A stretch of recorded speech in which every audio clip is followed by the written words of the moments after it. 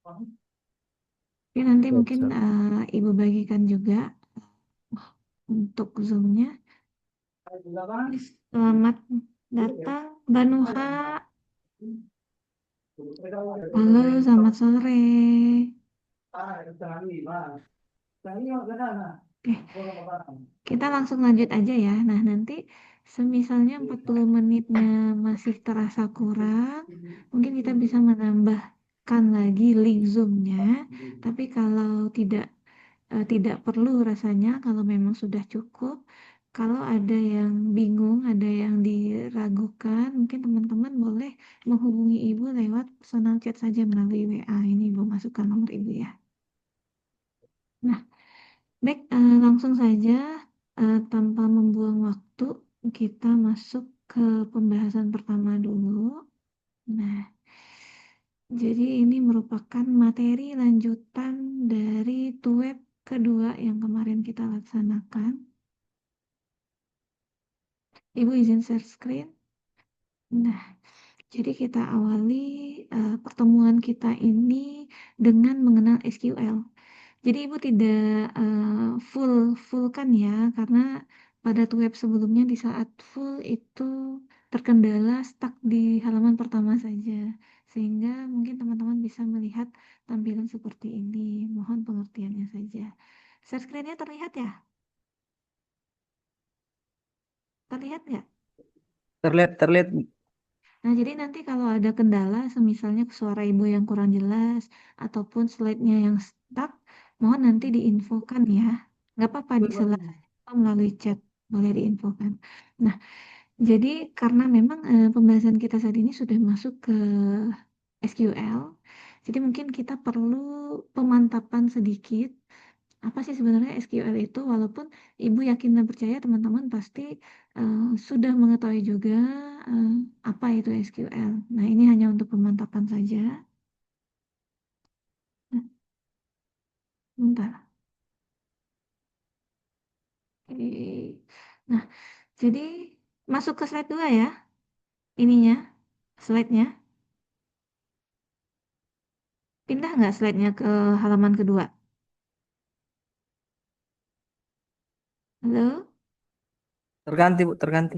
Oke, siap. Makasih ya, Mas Abil.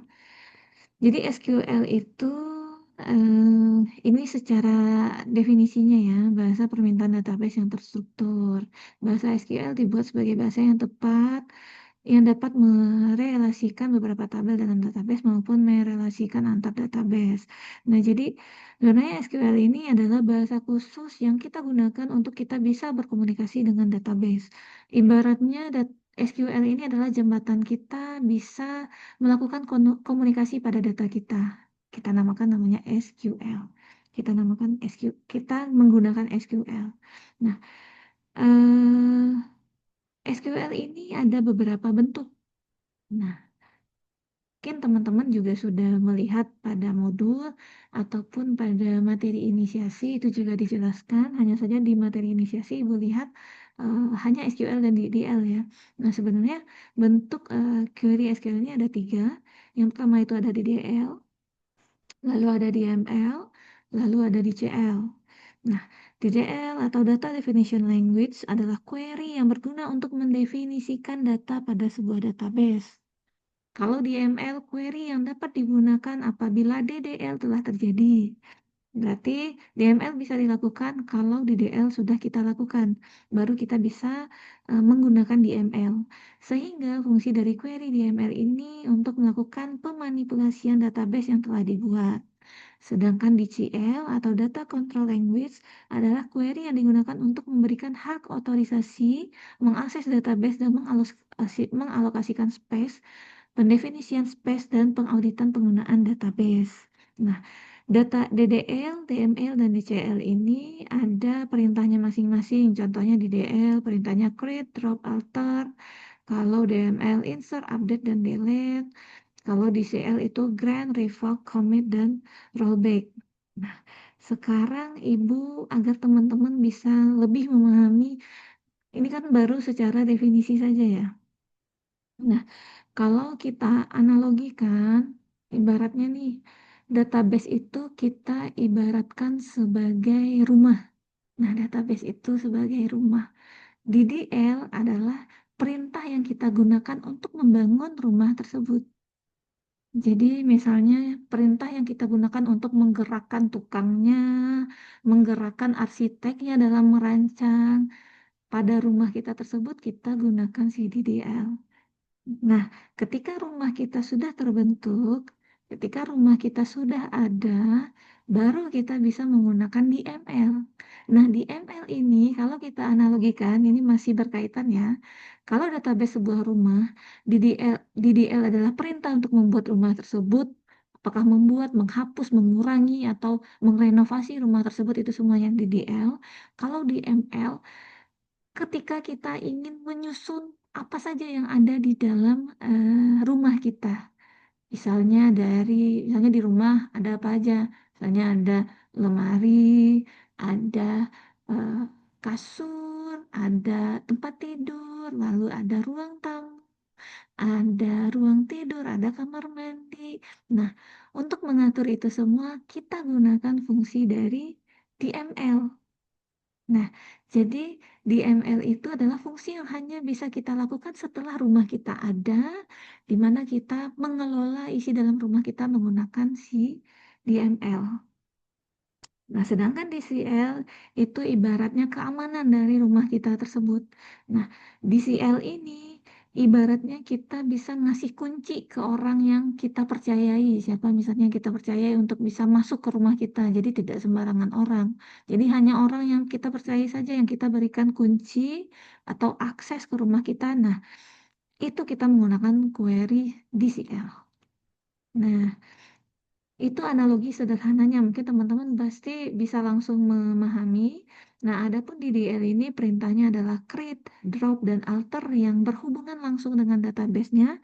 Yang kalau kita ibaratkan sebagai rumah, create ini perintah untuk membuat rumahnya, membangun rumahnya. Drop ini perintah yang kita gunakan untuk menghapus rumah kita atau menghancurkan rumah kita pakai drop.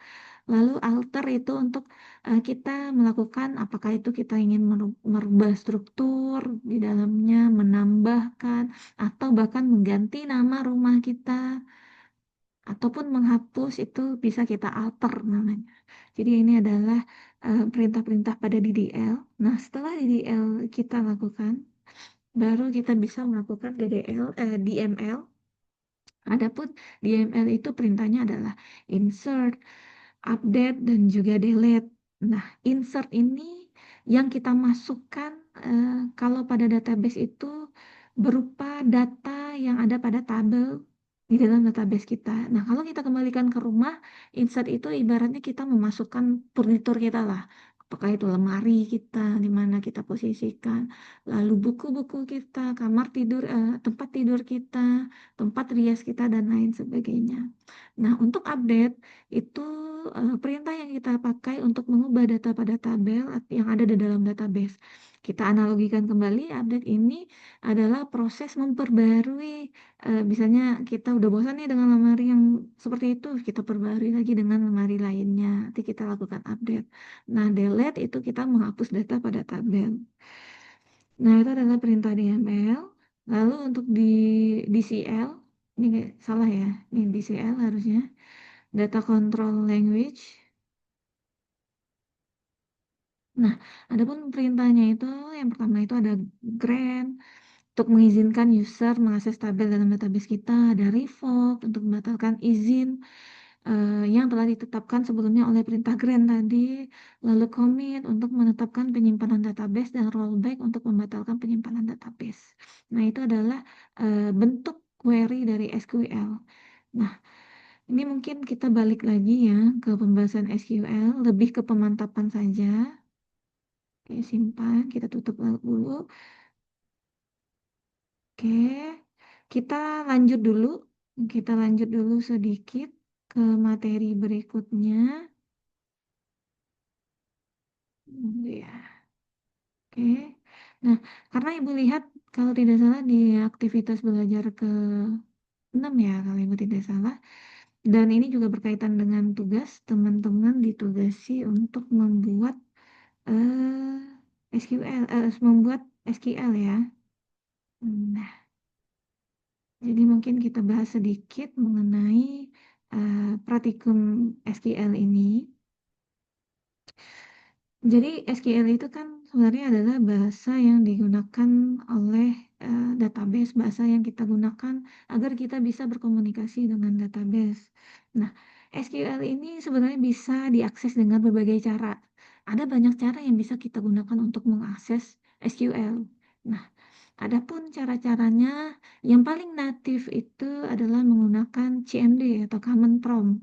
Teman-teman, Ibu yakin tadi teman-teman tidak asing lagi dengan Command Prompt. Di mana Command Prompt ini adalah antarmuka berbasis teks, tempat kita mengetikkan perintah untuk berinteraksi langsung dengan database. Ya memang kekurangannya karena bentuknya itu sintak nanti ya. Karena query-query atau teks-teks yang kita inputkan, lalu outputnya juga berupa query nantinya atau sintaks. Nah, itu adalah CMD. Lalu kita bisa mengakses lagi database ini melalui web client. Ini bukan aplikasi web ya. Dari web client atau phpMyAdmin, di mana ini adalah bawaan dari SAM-nya langsung. Jadi dari sini kita bisa mengelola basis data seperti MySQL atau MariaDB secara visual melalui browser. Nah, tetap kita juga bisa menginputkan query atau coding, baris coding ke dalamnya, tapi kelebihan lainnya PHP ini sudah menyediakan tampilan antarmuka GUI atau Graphical User Interface. Jadi kalaupun kita tidak bisa menghafal query-nya atau sintak yang ingin kita masukkan, kita bisa menggunakan button-button yang ada, tampilan yang ada, kita bisa memasukkan atau membuat tabel. Nah, nanti akan kita contohkan. Lalu selain PHP selain eh, Command Prompt, selain web client, ada juga basis data ini bisa kita akses melalui aplikasi desktop. Nah, ini juga sangat sering digunakan. Jadi aplikasi desktop itu ada banyak. Ada seperti Heidi yang juga umum digunakan. Lalu ada DBaffair. Lalu yang paling sering Ibu gunakan itu namanya MySQL Yoke.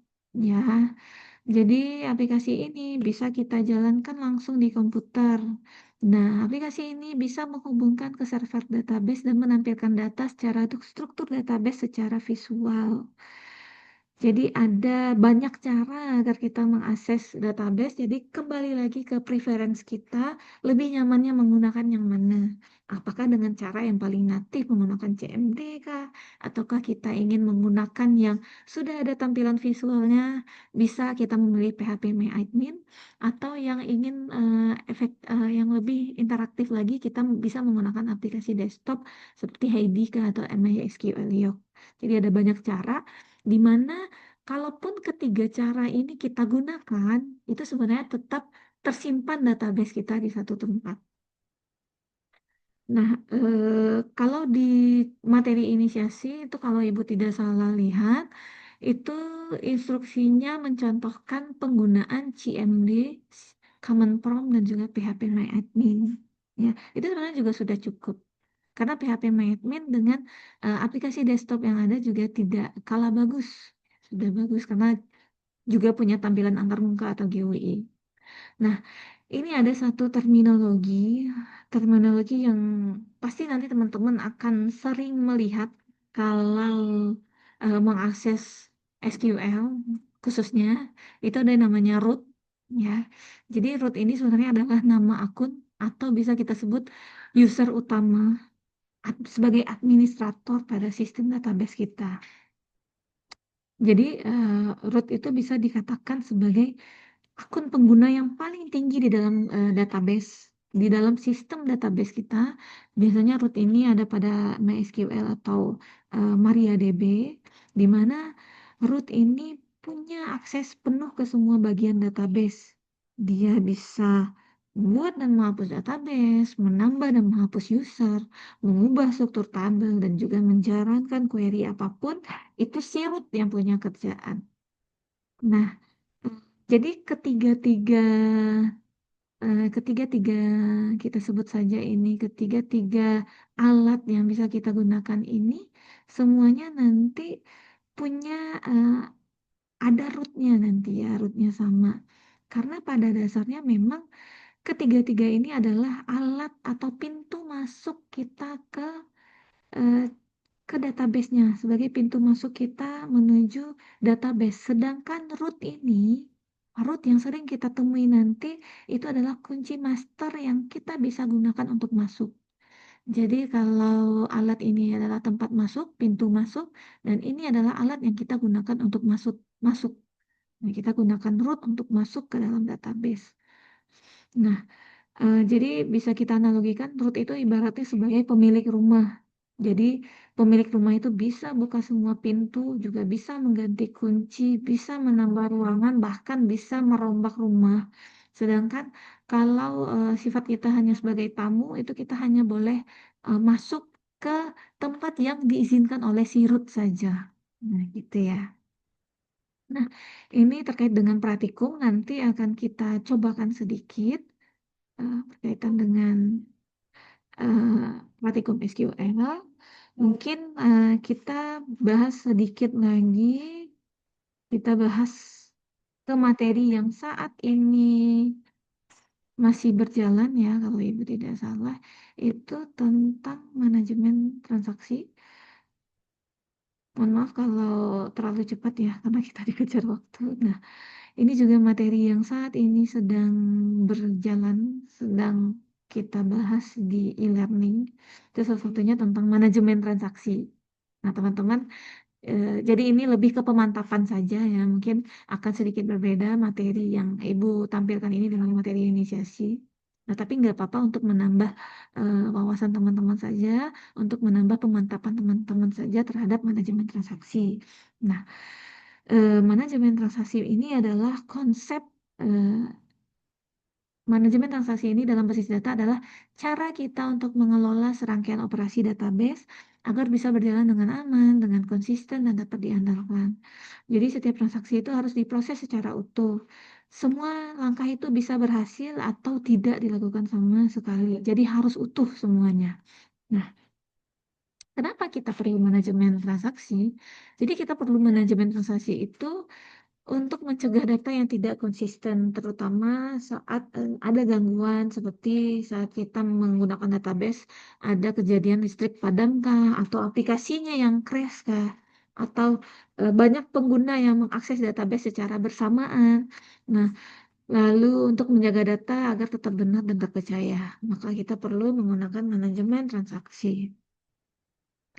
Ini juga ada di materi inisiasi, prinsip-prinsip manajemen transaksi. Itu kalau kita singkat ACID, ACID, ACID, nah bebas ya penyebutannya. Jadi terdiri dari atomicity, konsistensi, isolation, dan durability. Nah, atomicity adalah semua langkah yang harus selesai semua atau tidak sama sekali. Jadi semua langkah itu harus kita selesaikan semua atau tidak sama sekali. Nanti akan kita analogikan agar teman-teman bisa memahami. Nah, untuk konsistensi, jadi data itu harus tetap valid setelah transaksi. Isolation, data transaksi tidak saling mengganggu meski dilakukan bersamaan. Nah, durability setelah selesai data tetap tersimpan walaupun terjadi crash. Nah, jadi ini adalah prinsip pada manajemen transaksi. Teman-teman kalau kebingungan, sekarang kita analogikan ya prinsip manajemen transaksi ini. Biasanya transaksi yang paling sering terjadi itu misalnya di minimarket. Ibu yakin dan percaya teman-teman pasti sering belanja lah di minimarket ya, sering beli sesuatu atau apapun itu pasti di minimarket. Nah, sekarang coba kita bayangkan saat kita belanja nih di supermarket, belanja-belanja kita udah ambil barang, kalau barang kita udah ambil semua, terus kita kan jalan ke kasir tuh. Nah, di kasir nanti barang yang kita ambil tersebut nanti kasir akan mulai scan satu persatu ya, seperti langkah-langkah dalam transaksi. Misalnya kalau dia scan satu-satu otomatis pada database-nya akan ada stok yang berkurang, lalu akan ada total harga yang keluar, lalu juga akan mencatat berapa total pembayaran yang perlu kita lakukan. Nah, Tiba-tiba di saat proses tersebut terjadi, tiba-tiba listrik mati nih. Padahal belanja kita belum selesai dihitung nih. Tiba-tiba listrik mati, ataupun kalau listrik tidak mati, kartu ATM kita nih tiba-tiba nggak bisa dibaca. Nah, di sana supermarket tidak akan menyimpan transaksi setengah jalan. Jadi semuanya dibatalkan. Nah, jadi ini mirip dengan prinsip atomicity ya dalam manajemen transaksi. Semua dilakukan sampai selesai atau tidak sama sekali. Jadi kalau seandainya mati listrik kah, otomatis semua transaksi tersebut dibatalkan. Nah, ataupun tiba-tiba saat pembayaran kita melakukan ada kendala saat kita melakukan pembayaran, maka transaksi tersebut akan dibatalkan dan tidak akan disimpan setengah-setengah. Ini menjadi prinsip penting dalam manajemen transaksi. Nah, anggap saja masalah tadi tidak terjadi ya. Kita sudah berhasil melakukan pembayaran. Nah, stok sudah keluar dan stok langsung berkurang. Otomatis stok pada sistem database si kasir juga berkurang karena transaksinya sudah selesai. Lalu stok sudah keluar. Nah, ini mirip dengan prinsip dari durability, di mana datanya itu setelah selesai tersimpan secara permanen dan tidak akan hilang walaupun nanti sistem kita restart. Nah, ini durability ya konsepnya seperti itu. Nah, gimana kalau seandainya di supermarket tersebut ada 10 orang yang belanja barengan? Nah, itu sistemnya tetap harus teratur. Jadi, siapa yang duluan datang, siapa yang duluan ke kasir, itu mungkin duluan yang bayar. Jadi, ibaratnya tidak boleh saling tumpah tindih, tidak boleh saling tanpa antri ya, mau duluan saja itu tidak boleh karena akan melanggar prinsip dari isolation atau konsistensi. Nah, kalau kita ringkas, manajemen transaksi itu, kalau kita analogikan seperti cara main atau aturan main kita di kasir supermarket, di mana atomicity itu semua transaksi harus selesai semua atau batal semua. Kalau konsistensi itu barang yang kita beli pasti akan mengurangi stok yang ada di perusahaannya atau di minimarketnya. Untuk isolation, walaupun banyak orang yang belanja bareng, datanya itu nggak boleh bertabrakan atau tumpang tindih ataupun bentrok. Itu ya, isolation. Nah, untuk durability setelah berhasil, data akan tersimpan dan tidak boleh hilang. Nah, itu durability. Nah, ini untuk manajemen transaksi. Kita lanjut sedikit lagi ke pembahasan terakhir yang ada di e-learning. Yang terakhir itu adalah tentang basis data terdistribusi. Ya, nah ini kebetulan Ibu mengambil materi yang sama dengan yang ada di materi inisiasi pada e-learning. Nah, mungkin ada yang sudah membaca, tapi kalau yang belum membaca mungkin ini lebih ke pemantapan saja. Jadi, apa sih sebenarnya basis data terdistribusi itu? Nah, teman-teman yang sudah membuka, barangkali sudah membaca konsepnya itu seperti ini. Nah, jadi konsep basis data terdistribusi itu di mana data tersebut tidak disimpan dalam satu tempat saja, melainkan tersebar di beberapa lokasi yang berbeda, tetapi tetap terasa seperti satu kesatuan sistem bagi penggunanya, walaupun nantinya diakses di berbagai tempat nih. Nah, jadi kalau kita analogikan misalnya teman-teman punya perusahaannya itu cabangnya ada 10. Ada di Jakarta, Manado, Sulawesi, Kalimantan, Sumatera Barat, Padang, Medan, dan lain tempat-tempatnya ada 10 cabang. Ya, tapi eh, masing-masing itu punya eh, data pelanggan sendiri, tetapi masuknya itu datanya tetap ke tempat yang sama, tetap ke suatu sistem database yang bisa dipakai bersama, sehingga ketika digunakan kita tidak terasa ini data di tempat kita saja, tidak seperti itu, tapi semua data dari keseluruhan cabang semuanya berkumpul di dalam satu database. Nah, itu namanya konsep basis data terdistribusi. Nah, lanjut. Jadi, kenapa alasan kita perlu menerapkan basis data terdistribusi? Ini yang pertama itu unit bisnis kita yang terdistribusi tadi, yang banyak tadi. Misalnya perusahaan kita ada 10. Jadi 10 perusahaan itu tentu perlu menyimpan apakah itu data penjualan kah, apakah itu stok dan pegawainya kan.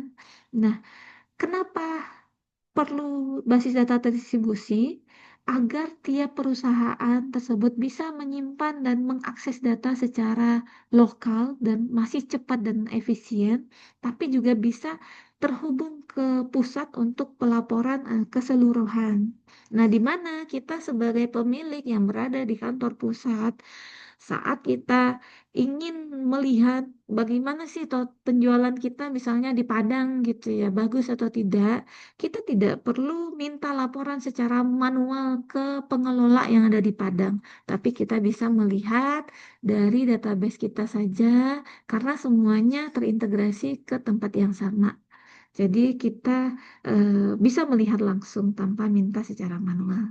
Nah, yang kedua untuk berbagi data, konsepnya juga sama. Yang ketiga, biaya dan keandalan dari komunikasi data. Dari segi biaya itu mungkin tidak terlalu mahal karena terintegrasi ke tempat yang sama dan komunikasi datanya juga lancar pastinya.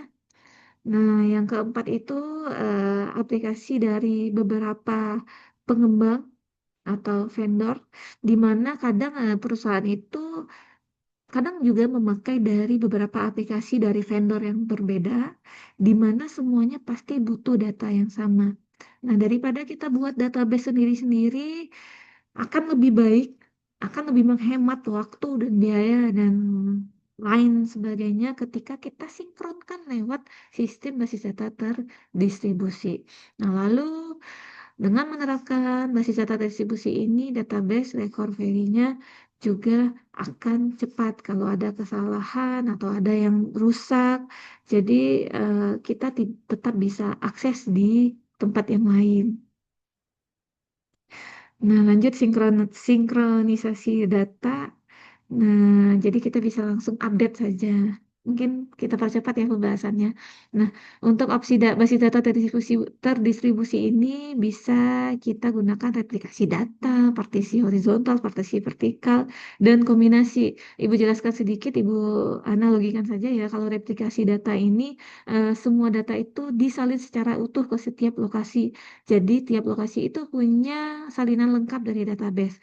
Kalau horizontal itu ibaratnya data itu dibagi menjadi baris atau record di mana masing-masing lokasi itu hanya menyimpan sebagian data berdasarkan kondisi tertentu.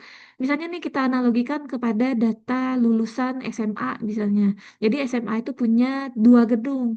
Nah, untuk gedung A mungkin menyimpan data lulusan angkatan 2023 sampai 2024. Nah, untuk gedung B menyimpan 2025 sampai seterusnya. Jadi itu partisi horizontal namanya.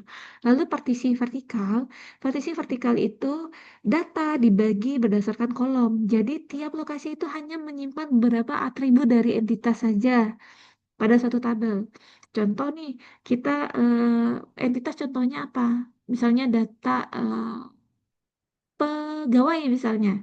Mungkin di satu kantor menyimpan nama dan ID saja. Kantor yang lainnya menyimpan atribut lainnya seperti misalnya nomor rekeningnya atau alamatnya dan lain sebagainya. Jadi kita bagi melalui atributnya. Nah, kombinasi ini adalah gabungan dari replikasi, partisi horizontal, partisi vertikal, dan juga ya ketiga-tiga ini kita kombinasi di mana kita sesuaikan dengan kebutuhan kita. Dan dengan kompleksitas sistem kita sesuaikan, tinggal kita pilih yang mana akan kita gunakan. Nah, ini teman-teman mungkin juga sudah membaca strategi basis data terdistribusi itu dibagi menjadi 5: centralized, replicate with snapshot, synchronous replication, iterated partition, decentralized with independent partition, di mana masing-masing strategi ini memiliki berbagai keandalan, memiliki skalabilitas, beban komunikasi, kemudahan manajemen, dan konsistensi data yang berbeda-beda. Nah, mungkin ini tidak perlu Ibu jelaskan karena ini cukup jelas ya, tinggal di translate saja apa saja kelemahannya, apa kelebihannya, apakah itu bagus atau biasa saja. Nanti teman-teman bisa membaca. Jadi strategi ini adalah cara yang kita gunakan untuk mengelola, menyimpan, dan mengakses data yang tersebar dari lokasi-lokasi kita yang tadi secara efisien, aman, dan juga transparan, seolah-olah data tersebut berada dalam satu tempat. Nah, ini strategi yang bisa kita gunakan. Apakah itu centralized, replicate, synchronized, integrated, dan decentralized. Nah, teman-teman, mungkin itu singkat pembahasan materinya bisa dibagikan. Nanti boleh chat Ibu secara personal ya. Chat Ibu secara personal di WA, Ibu bagikan lagi nomor WA-nya. Lalu Ibu bagikan lagi absen. Kalau belum silahkan diisi. Teman-teman mungkin waktu kita tinggal 6 menit lagi. Kira-kira kita perlu pembahasan lanjutan atau perlu buka Zoom lagi atau teman-teman nanti mau eh, nanya-nanya nih kalau masih ada yang bingung nanya-nanya secara personal juga boleh ya. Jadi bebas disesuaikan saja. Kalau rasanya sudah cukup, cukup. Nah, ini mungkin Ibu praktekkan sedikit ya bagi yang belum melakukan membuat tugas dua nih terkhusus yang belum membuat tugas dua. Jadi Ibu bayangkan sedikit, sebenarnya semuanya sudah lengkap diajarkan step by stepnya di materi inisiasi yang ada di e-learning. Hanya saja ini pemantapan sedikit. Jadi teman-teman kalau ingin mengakses basis data, pastikan teman-teman harus punya SAM dulu, aplikasi SAM, SAMPP yang sudah ada bagus, yang belum ada silahkan di-download. SAM itu dicari saja di browser, SAM itu adalah aplikasi dari Oracle. Jadi di sini kita bisa membuat MySQL kah, atau ada beberapa fitur yang bisa kita gunakan ya. Jadi ibaratnya nih kita training dulu nih di SAM sebelum kita punya apa namanya punya server sendiri. Kita gunakan dulu SAM. Ibaratnya kita koki nih, kita mau masak di hotel nih sebelum kita datang ke dapur hotel. Nah, kita trial dulu menggunakan dapur rumah dulu. Nah, inilah salah satunya fitur yang dikeluarkan oleh eh, Oracle, yaitu SAM ya. Nah, ini SAM, tampilan SAM, jendela SAM. Kalau teman-teman belum, bagi teman-teman yang belum punya SAM. Nah, jadi di sini ada modulnya Apache, MySQL, FileZilla, Mercury, dan Tomcat. Nah, kalau teman-teman ingin mengakses SQL, pastikan kita aksi dulu, kita start dulu di bagian MSQL. Nah, kalau teman-teman menggunakan, tadi kan Ibu sampaikan caranya ada banyak ya, bisa dari command prompt, bisa dari PHP MyAdmin yang bawaan dari si SAM-nya, atau bisa dari aplikasi desktop yang kita download sendiri. Nah, kalau kita menggunakan command prompt, cukup aktifkan MySQL-nya saja. Ini command prompt sudah bisa kita pakai. Tapi kalau teman-teman menggunakan PHP MyAdmin atau aplikasi desktop lainnya, itu Apache-nya pastikan juga harus hidup. Nah, dilihat di bawah semuanya sudah jalan ya, sudah sukses. Nah, sekarang mungkin Ibu contohkan sedikit CMD-nya. Kalau kita menggunakan command prompt, kita bagikan. Jadi teman-teman yang masih bingung, Bu, ngambil CMD gimana? Ambil Winlogos Windows R. Nah, Ibu yakin anak SI pasti tidak akan ada yang bingung ya. Windows R, lalu ketik CMD, maka akan keluar jendela seperti ini. Nah, di sini teman-teman pertama, ini stepnya sebenarnya sudah ada di materi inisiasi semua ya, tinggal diikuti step by step. Teman-teman, Ibu yakin dan percaya pasti akan selesai tugas dua.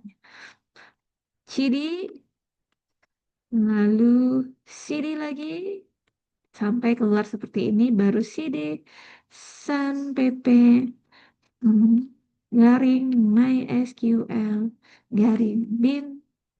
Oke, bin sudah masuk ya kita ke isi. Nah, kita masukkan si root tadi. Nah, root yang Ibu sampaikan di awal. Jadi, MySQL min min u root.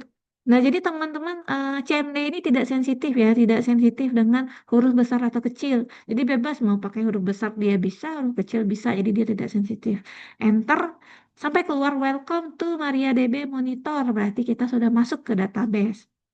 Nah, sekarang kita bisa menginputkan sintak atau query-query kita. Contoh query pertama, kita ingin melihat database kita dulu nih. Nah, query-nya itu show databases. Oke. Nah, maka akan keluar database kita. Nah, sekarang Ibu mau kita tes nih query yang pertama. Coba kita buat, bentar ya, ke atas dulu. Nah, coba kita input query DDL yang pertama. Create, create ya. Database. Teman-teman tugasnya rumah sakit ya kalau Ibu nggak salah. Rumah sakit. Jangan lupa ditutup dengan titik koma. Oke, query oke, satu row efektif katanya. Coba kita pastikan lagi, kita ketik lagi show databases. Nah, kan ada tambahan rumah sakit di sini. Nah, ini penggunaan CMD. Selain teman-teman pakai CMD, kita juga bisa pakai bawaan dari eh, SAM sendiri ya. Dari SAM sendiri, Ibu hentikan dulu berbagi, bagikan yang lain. Oke, tab baru bagikan. Nah, di sini teman-teman cari aja localhost. Localhost. Diarahkan ke halaman SAM. Ambil PHP My Admin. Tapi dengan catatan SAM kita harus aktif dulu ya teman-teman. Aduh, waktunya tinggal 1 menit lagi. Jadi sebenarnya teman-teman nggak usah bingung, nggak usah sedih, karena sebenarnya pembahasan ini step by stepnya sudah lengkap, ada semuanya di materi inisiasi. Ini waktu makin mundur. Nah, ini nih, ini kalau kita menggunakan PHP My Admin. Kalau kita mau bikin rumah sakit udah terbuat ya, karena tadi udah kita buat. Kalau kita mau nambahkan, tinggal tambah baru, maka akan keluar. Kita tinggal inputkan saja di sini. Kira-kira teman-teman cukup jelas nggak apa yang Ibu sampaikan? Jelas, Bu. Mohon maaf ya waktunya kayaknya mau habis. Nanti dicat aja secara personal. Pastikan teman-teman udah isi apanya?